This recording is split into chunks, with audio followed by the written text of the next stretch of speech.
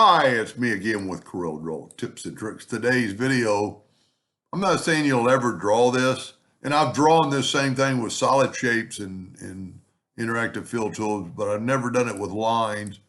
And just a couple of things you need to do when you're drawing something like this. We're going to start out with a six-sided polygon, and I'm going to hit P and put it in the center of the page. And then I'm going to Control D, and I'm going to rotate it 30 degrees to get that offset. Now, I can probably right now go ahead and do it, put a 2-point line from there to there, and I want this square smaller or polygon. So I'm going to hold down the shift key and I'm going to grab it, and I'm just going to try to, and a lot of times it'll do that, it'll snap to it. Now, we really just need one more part of it, so we're going to just easily take a 2-point line and go from there to there. This is all we need. I'm going to go ahead and keep it up there, but I'm going to group it together, Control G. And then there's a lot, didn't mean to do that. A lot of ways you could draw lines. One of the easiest ways is probably to just take your 2-point line and go from there to there, but I'm going to actually extend it so I can see it. And I actually need this same line, but I need it to go up. So I'm going to hit the plus key on the keyboard, and I'm just going to have it snap. You need to kind of grab it where you're going to snap to. So we have these two lines, and I'm going to shift select the other line. And I'm going to go up to Effects and Blend. And we're going to blend them 10 times.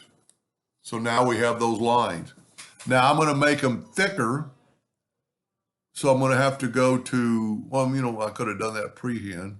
I'm going to go to Break Blend Apart, and I'm actually going to go and ungroup them all, or just ungroup.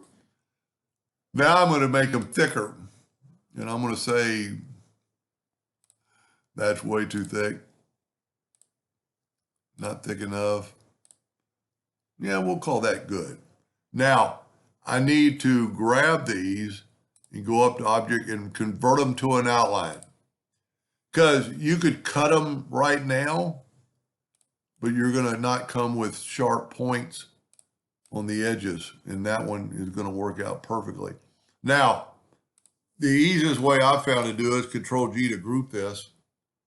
I've got my nudge factor set pretty high with nothing selected. I've got it set on 12 inches, so that'll get this out of the way in just a second. And then I'm going to take the Smart Fill tool, and then this is where you need to decide where you're going to start, and it doesn't really matter. Take the Smart Fill tool, and I'm just going to fill that in, and just fill in every other line.